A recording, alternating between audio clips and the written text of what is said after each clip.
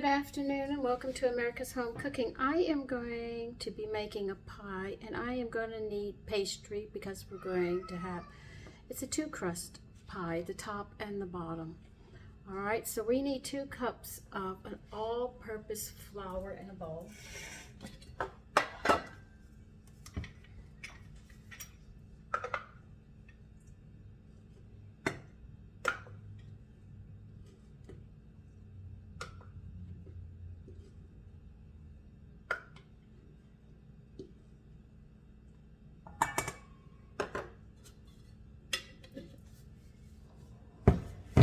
And we're going to be, oh, by the way, it's a 9-inch pie plate. I've already cut the wax paper to fit onto the bottom to keep it from burning. Now we need a teaspoon of salt.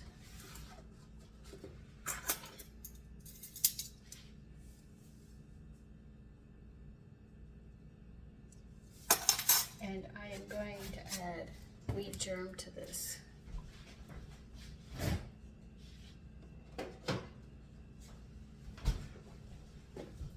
I think 1 tablespoon should be more than enough.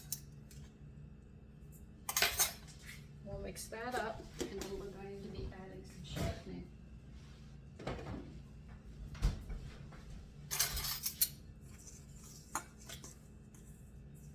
Make sure you get the wheat germ mixed in thoroughly so you don't end up with big chunks of it. Once it gets flour around, it just fades right into it. Now the shortening wants, let me get a measuring cup, 2/3 of a cup of shortening. And how I like to do it is I have a 2-cup measurer, and because I need 1 1/3 cups of water, so that when I add the shortening to it, it'll move the water volume up, so when it hits 2 cups, I will have exactly 2/3 of a cup of shortening.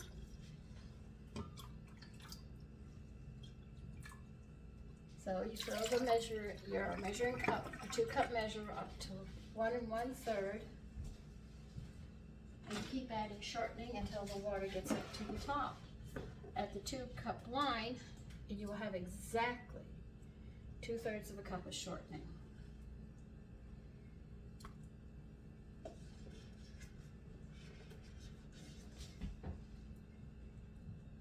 It's a nifty, quick little way of doing it.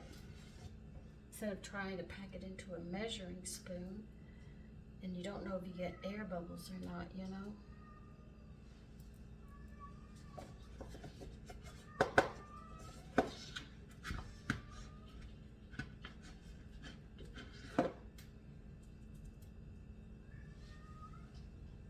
Not quite. Getting there.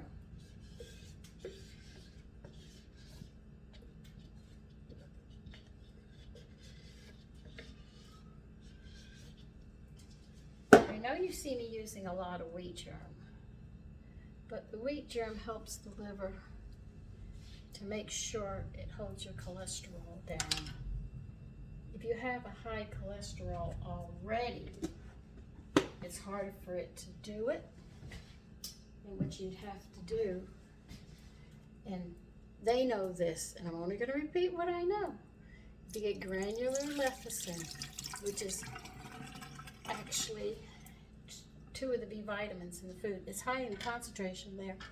And what it does is if you take that, and I told the guy, try a 1/4 cup, but he put 1/2 cup in. Anyway, you sit there and take that lecithin and milk every day. Not a little bit. You take a good amount. It will eat your cholesterol levels up. But if you don't eat right, after you come off of it, your cholesterol will start climbing up again.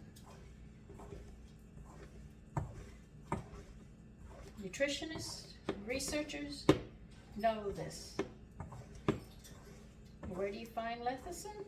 Granular lecithin?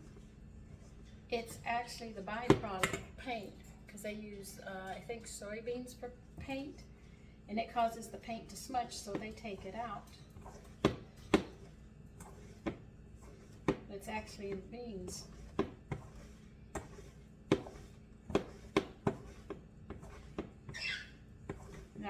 saying nutrition is going to keep you from dying or anything else. I mean, when it's our time, we're going to go. But the thing is I don't think anybody wants to be old and achy in their joints and all, you know, or popping pills. If they can eat right throughout their life, they won't have that problem. It's just like if you're having children. Women, if you're having children, your body goes through a lot, so you have to get extra nutrients of what you're missing. And if you don't know what you're missing, and this is something that's not really taught in school. They teach you how basic things to cook in the kitchen, but your mother should be the one who teaches you the finer points in the kitchen to help you. Other than that, you make a lot of mistakes and just come down to the point where you just don't want to cook.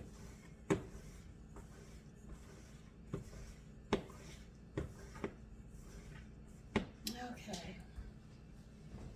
Now I worked that until it was crumbly. Now we have to add 4 tablespoons, one at a time, working it in.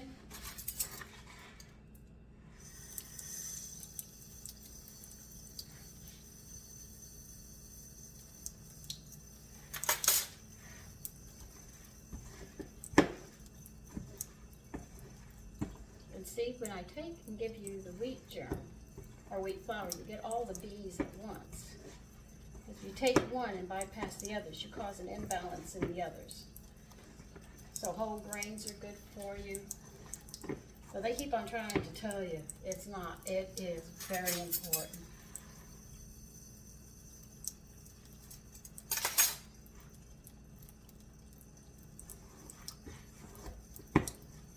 That's why I try to stay away from as much processed food from the store and just buy and start doing it myself. I know a lot of people say, well, I have to work and I have to do this. I know you do. Society has broken the family up, the structure and everything else. And it's hard.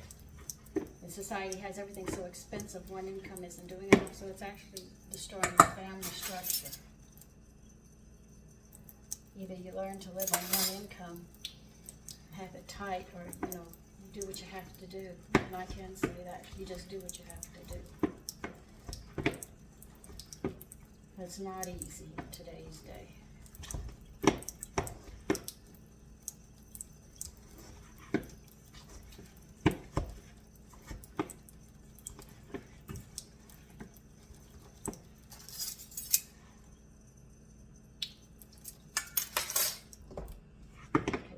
That last tablespoon in.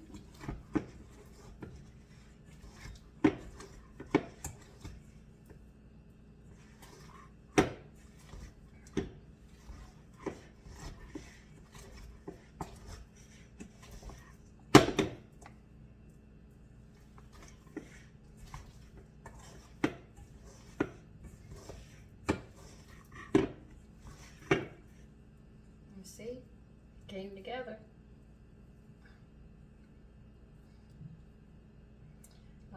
I'll get some saran wrap. We'll put this in a disc and get it in the refrigerator while we put the filling together. But I think you're going to be surprised.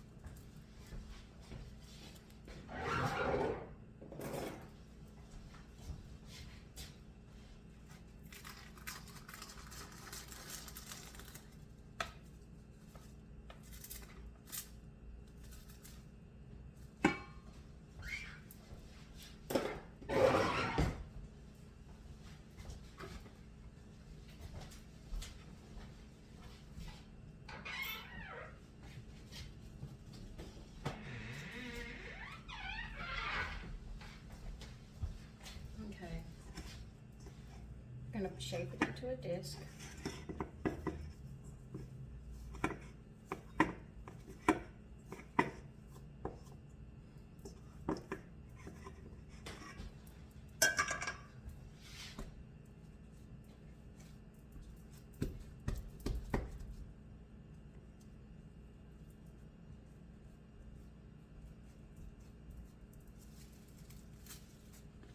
It's not perfect circle, but close enough.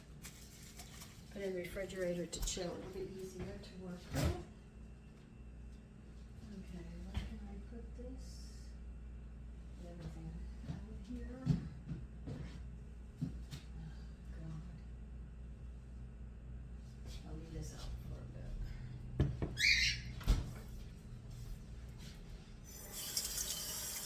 Wash the bowl out. I'm going to use the same bowl. Put the filling into it. Doesn't make sense.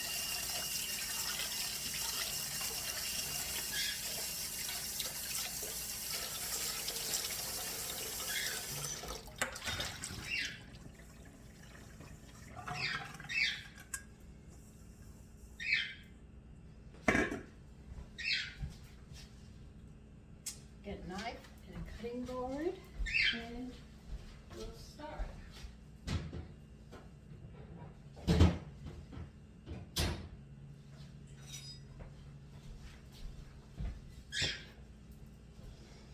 Now, it's a mincemeat pie, but I'm going to make it the old-fashioned way.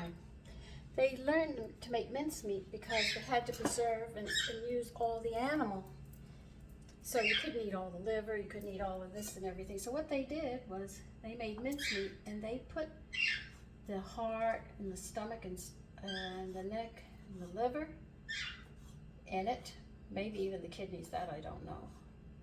So what I'm doing is because I did cook a chicken, I did make chicken and dumplings, and they did have gizzards in them. I am going to use these, and I'm going to put them into the mincemeat the way it used to be. And with it, with the mincemeat, it's the last of my pear mincemeat that I had canned a couple years ago. And what I'm going to do is I'm going to put peach brandy with it. Now the one you buy in the store, they use cornstarch, which is a very addictive sugar that you usually just use for candies. And now they're putting it in food as well. And I walked away from it and made my own. But they'll put flavorings of beef in it because it's not all fruit. It's actually the fruit and the nuts is actually to cover up what you're putting in, which are the gizzards. What we know is gizzards. So the family would eat them, they could preserve them, and it wouldn't go bad. So what I did was just can the fruit, and I figured I would put whatever I have in meat into the mincemeat later. And that's what I'm doing now.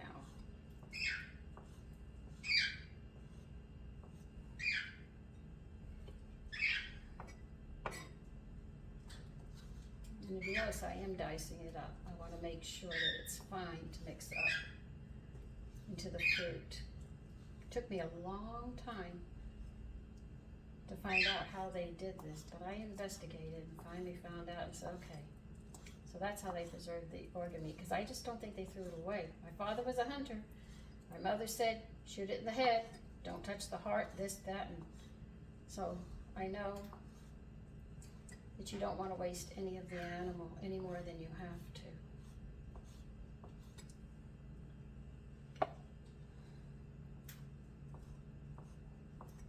So if you dice it up real fine, there'll just be a little in there. I don't want the skin, that I don't want. I do want the meat off the neck as well.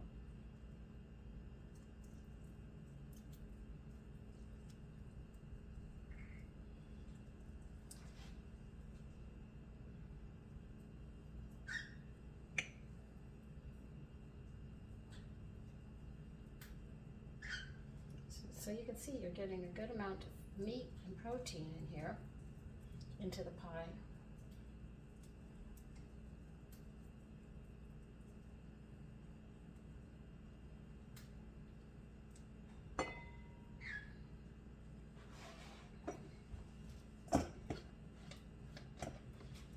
Now you have to cook those before you put them into the mincemeat pie.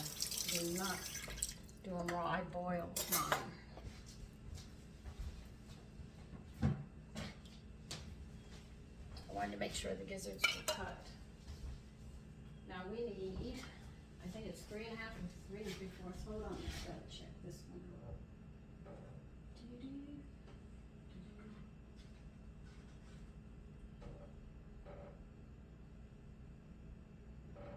3 1/3 cups of mincemeat.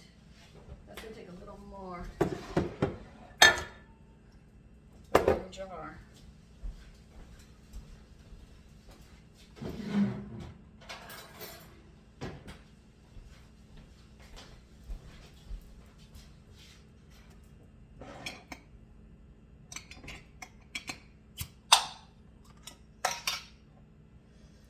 Oh, it smells so good.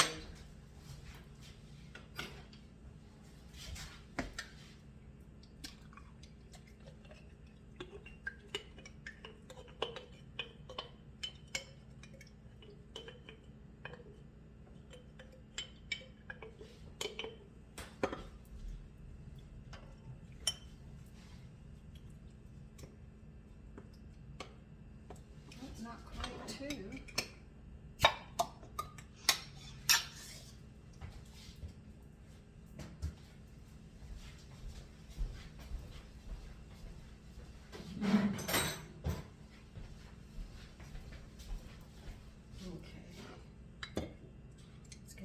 This in here, bring it up.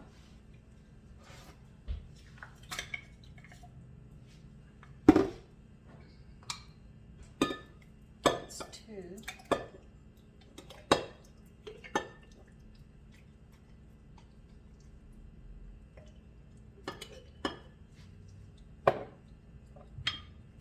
Dang, that's cutting it close. It's already there. I'll just take the last spoon out. 2 jars.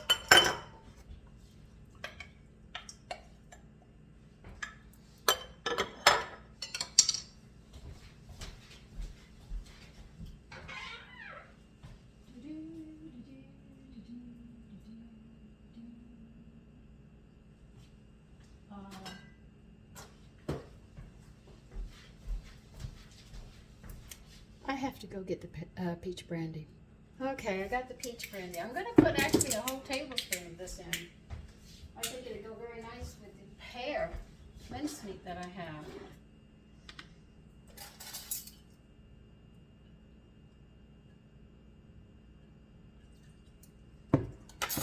Okay. I'll be back. I'm going to have to bury it again. Okay, my mother cooked with so much liquor that my father used to get frustrated. He bought beer. He thought that would keep her out. And then he bought everything. And the only liquor he found that my mother did not have a recipe for was vodka. So he learned to have vodka and orange juice.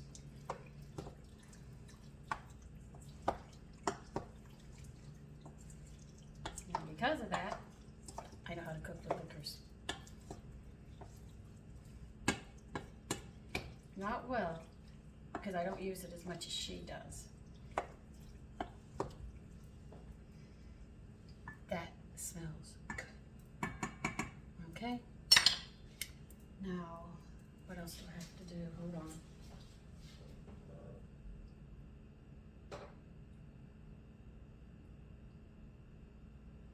Okay. We have to wait a little bit for the crust to get chilled so I can work with it.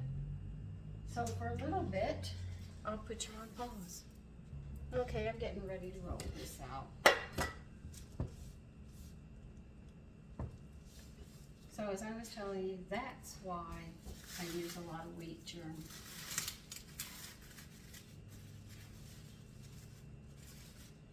I use whole grains.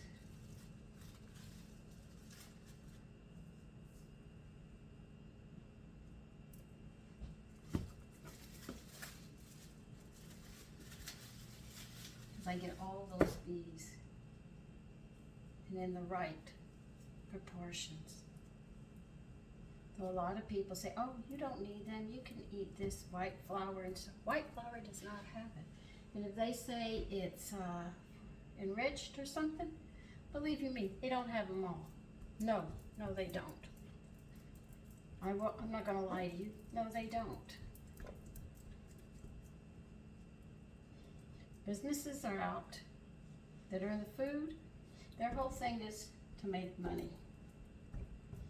And the cheapest way to do it.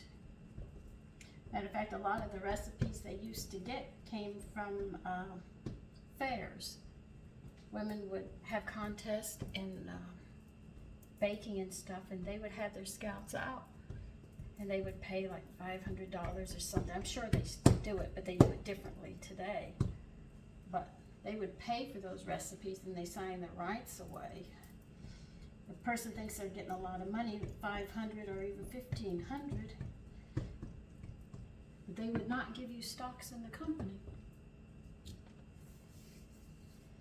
Because if they gave you the stocks, you would have an income constantly coming in. Quarterly or yearly. So you think about that. Would you rather have the instant money? Or would you rather have the stocks and have that money coming in all the time? That's how I look at it. Here I am talking to you about all of this.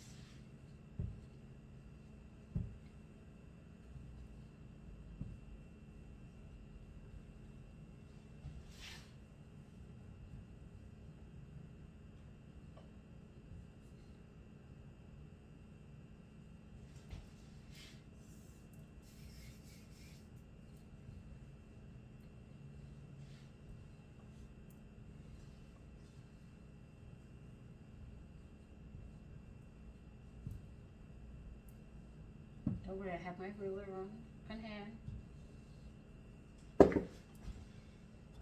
If I've got a 9-inch pie plate, you know I need 11 inches. I'm at 12. Okay, get the spatula. Turn it off. And we'll start cutting, releasing it from underneath. Not cutting it, but releasing it. I always tell you, I always have problems with this.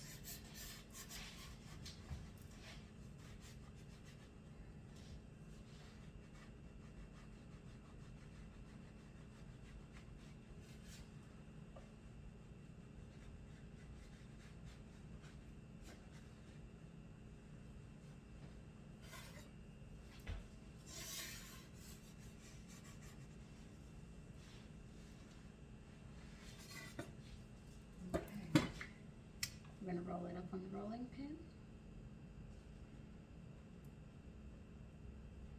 Roll it gently.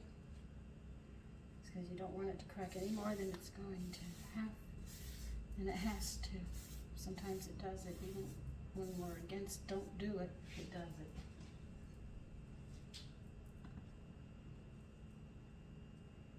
And you just gently roll it back in.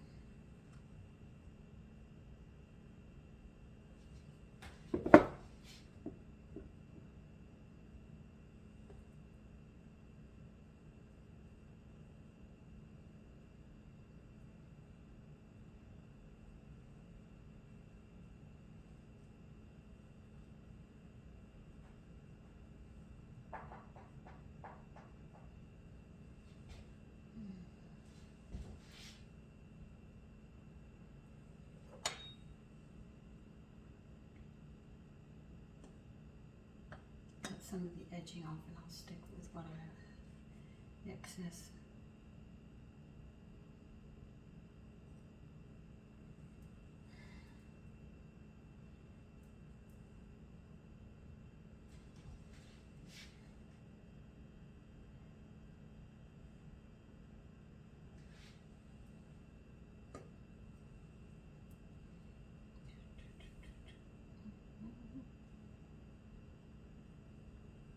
I know it takes a little extra work with the pie crust, but it's so worth it.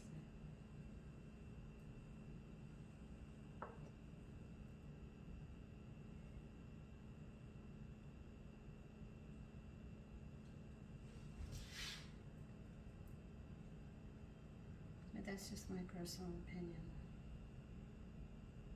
There's satisfaction when you do it on your own. instead of buying it. And the family should not make fun if it doesn't quite come out. They should be understanding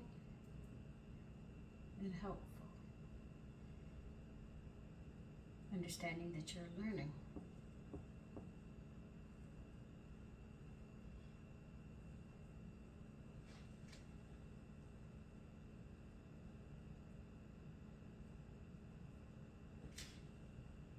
There's nothing wrong with learning.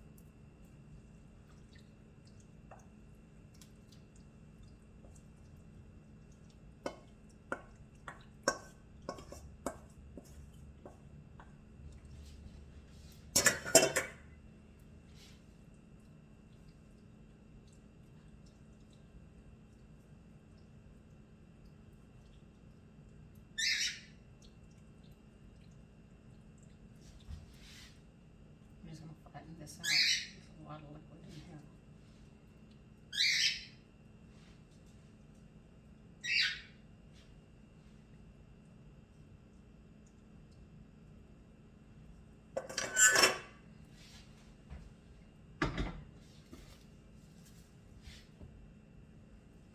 Now this one crust, you have to have a solid one, so there's no lattice design on this one. You're actually going to have to cover the whole top on it and then give it some vents. And let's get the oven on. I'll see where did I put my glass? I'll be right back. Okay, we're going to bake this at 425, so get your oven on.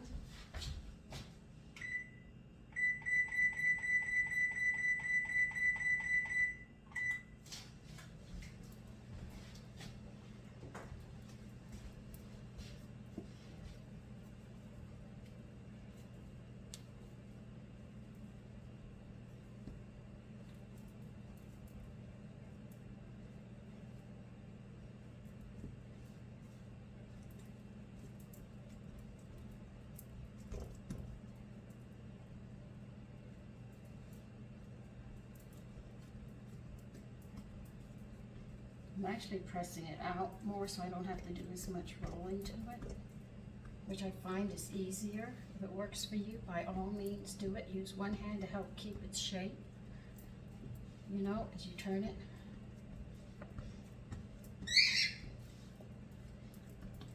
Because you get a lot of it flattened out before you have to start rolling it.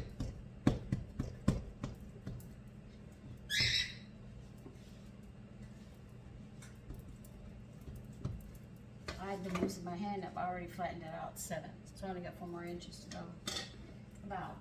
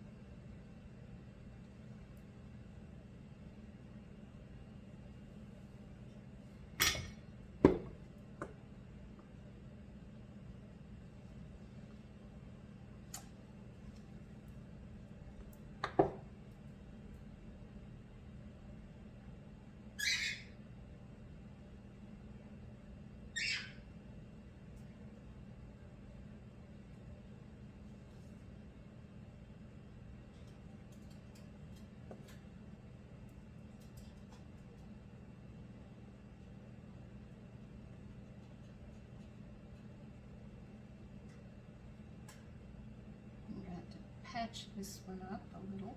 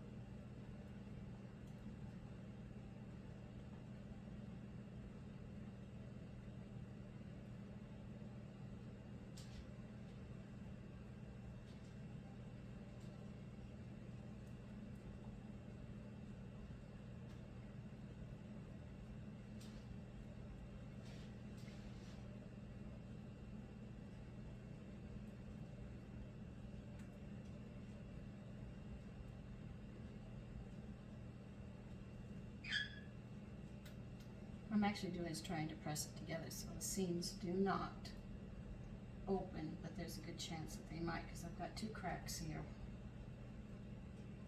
And I don't know if they're going to seal or bubble over.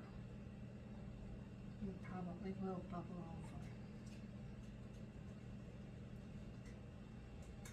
over. Okay. Now the reason I'm not crimping and designing it on the edge is because it's a mincemeat. And I've pulled the edges up because I don't want it to spill out any more than it's going to, and I know it's going to. You have to make a few vents on it though. But I see two places where I think it's going to ooze out on the side. But I hope not over into the oven floor.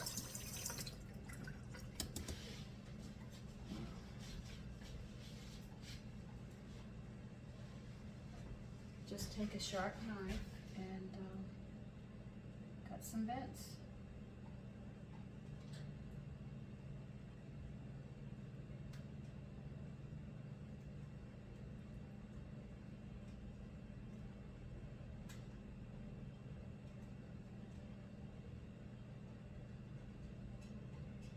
Okay.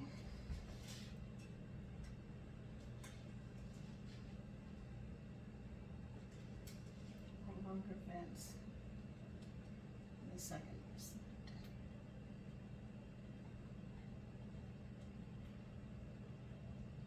These smaller.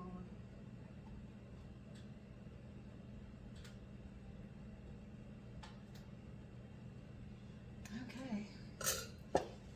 When it gets up to 425, we'll be putting it in the oven and I'll be back. Okay, it's time to put the pie in the oven and we're going to bake it 40 minutes.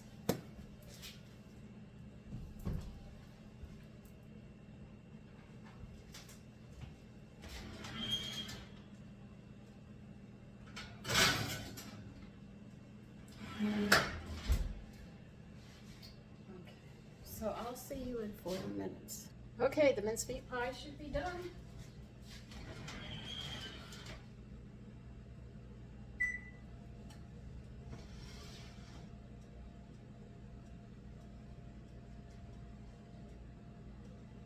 And here it is, piping hot. I'm not coming over there. It's hot. It didn't spill over too much, just on the handle a little bit. So I did a pretty good job. Quite proud of myself. Take care. Bye-bye.